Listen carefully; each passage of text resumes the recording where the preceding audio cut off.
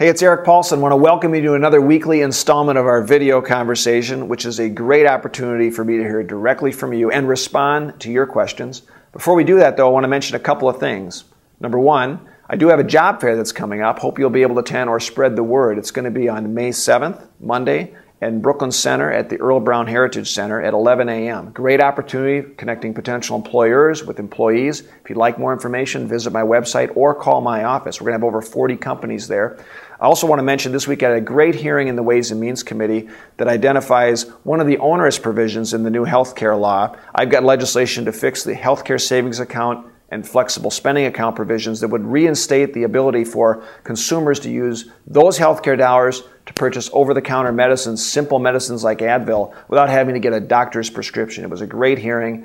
Doctors don't like the owner's provision, consumers don't like it, and certainly employers don't like it. I think we're going to make some headway on that.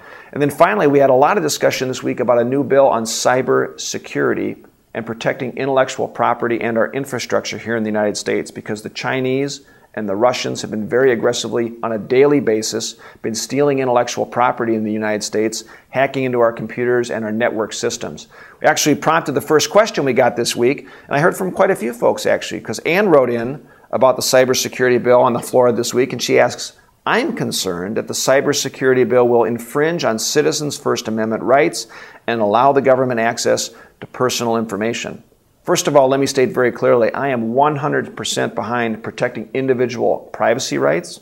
The language in the bill actually ensures that this is a purely voluntary effort to allow companies that have had their network systems that have been hacked into to ask the government for assistance. It does not allow any sharing of emails or personal information or personal disclosure. The bill was worked on in a very bipartisan way with not only stakeholder groups of technology companies, businesses, trade organizations, but also constitutional scholars and civil liberties advocates as well. So that's a good legislation that protects those rights. I want to make sure that folks know about that. Secondly, did get a question from Bloomington, actually, Keith in Bloomington, who called in asking what Congress has been doing to help protect seniors, including his aging mother and father-in-law. And Keith wanted to know if there are any initiatives out there that I was working on to help seniors in the community.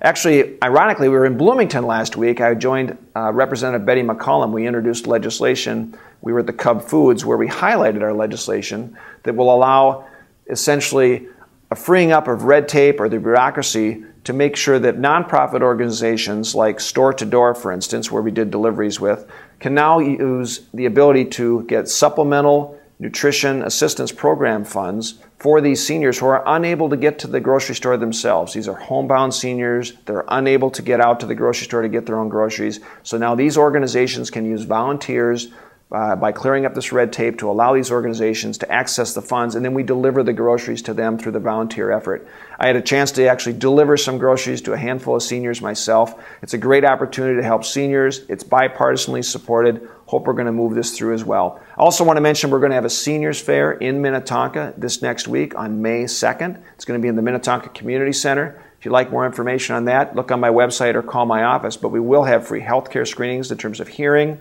also blood pressure, and also have on hand folks from the Financial Criminal Task Force to make sure that in the Hennepin County Sheriff's Office, to making sure that we're promoting the opportunity for seniors to be better aware of protecting themselves from identity theft. So look for more information on the website on that or give our office a call. Hope you'll continue to stay in touch, and you can, of course, reach out to me at paulsen.house.gov, and have a great weekend.